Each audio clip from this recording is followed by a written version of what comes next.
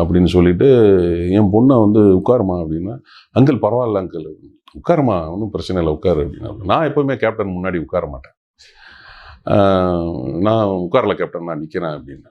இல்லை பரவாயில்ல உட்காருங்க அப்படின்னா எப்போதுமே சொல்லுவார் அவர், உட்காருங்கன்னு சொல்லுவார், நான் உட்கார மாட்டேன்.